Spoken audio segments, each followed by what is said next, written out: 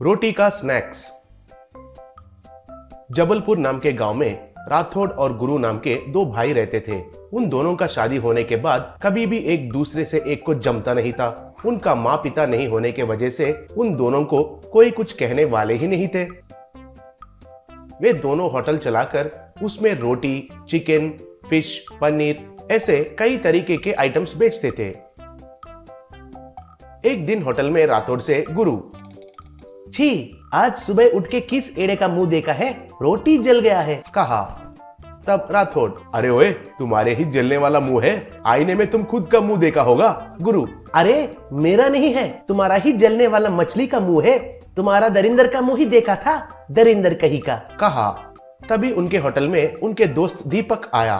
फिर उनसे दीपक, यार भाई होते हुए हमेशा ये झगड़ा क्यों करते रहते हो, मिलजुल कर रह सकते हो ना, कहा। तब राठौड़, आओ रे बड़ा आदमी, तुम अभी तक क्यों नहीं आए हो, सोच रहा था। इस एड़े को नहीं, पहले तुम्हें गाली देना है रे गधा कहीं का। तब दीपक, अरे क्या यार, आप और आपका ये गालियां, वैसे भी ऐसे एक दूसरे को एक गाली देने से अलग हो सकते हैं ना, ये सर दर्द चला जाएगा। तब गुरु, येड़ा होने से भी अच्छा आइडिया बताया, अब से मैं इसके साथ बात नहीं करूंगा, मेरा कमाई मेरा है और उसका कमाई उसका है, कहकर वहां से गुस्सा होकर चला गया। अगले दिन से गुरु अलग सा रोटी सब्जी बेचना शुरू किया। उसके बगल में ही राठौड़ भी रोटी और तरह तरह के सब्जियां बेचना शुरू किया। ऐसे 2 दिन बीतने के बाद राठौड़ और गुरु एक दूसरे के साथ मुकाबला के चक्कर में बहुत कम दाम में ही या तो कभी कभी खाना बिल्कुल मुफ्त में देने लगे। ये देखकर एक दिन दीपक ने सुमन नाम का एक आदमी को लेकर आया। फिर थोड़े दूर पर दीपक सुमन से, देखो भाई, ये नमूने एक दूसरे से मुकाबला करते हुए कम दाम में बेच रहे हैं और भी भड़काएंगे तो फ्री में भी दे रहे हैं, उसको हम कैश करना होगा। इसलिए ऐसे हर रोज सुबह आकर उन दोनों के बीच में झगड़ा शुरू करके सब आइटम्स को हम ले जाकर बगल वाले गांव में रोटी का स्नैक्स कहकर बेचेंगे। सिंपल, मेहनत उनका, फायदा हमारा होगा, क्या कहते हो, कहा। तब सुमन ने ठीक है कहा। उस दिन से राठौड़ और गुरु उनका शॉप्स ओपन करके झगड़ा शुरू करने के समय पर सुमन आकर उस झगड़ा को और भी बढ़ाकर उनके पास पूरा खाना को कम दाम में पार्सल करवा के लेके जाने लगा।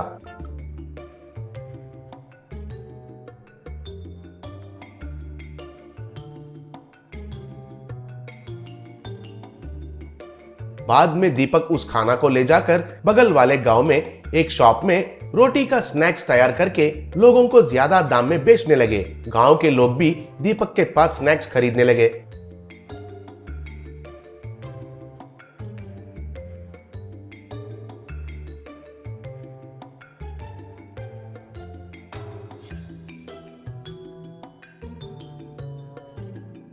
ऐसे कुछ दिन गुजर गए।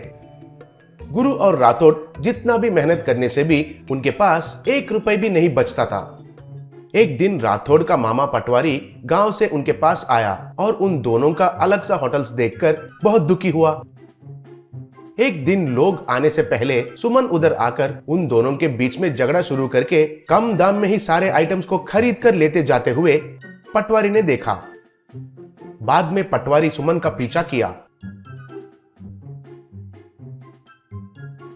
ऐसा पीछा करते हुए जाकर देखा तो सुमन और दीपक का असली रंग पटवारी को पता चला। बाद में पटवारी राठौड़ लोगों को फोन करके दीपक और सुमन के शॉप के पास बुलवाया। तब वे दोनों भाई दीपक और सुमन बेच रहे स्नैक्स को देखे और वो दोनों हैरान हो गए। तब उनसे पटवारी, अरे देखा तुम दोनों ने, वो तो बचपन से आपका दोस्त है, आपका झगड़ा को एडवांटेज जैसे लेकर आपको नुकसान पहुंचा रहा है। इतना ही नहीं, आपके पास खाना खरीदकर वही खाना को 10 गुना ज्यादा भाव में बेच रहे हैं। अगर वही आप दोनों मिलकर बेचेंगे तो कितना फायदा होगा, जरा सोचिए। जो भी है, मिलजुल कर रहने में ही ताकत है, अलग से रहने से कुछ भी नहीं कर सकते हैं, कहा। तब वे दोनों एक दूसरे से एक सॉरी कहकर उधर से चले गए। तब से राठौड़ और गुरु मिलकर वे ही खुद रोटी और स्नैक्स बनाकर बेचना शुरू किए।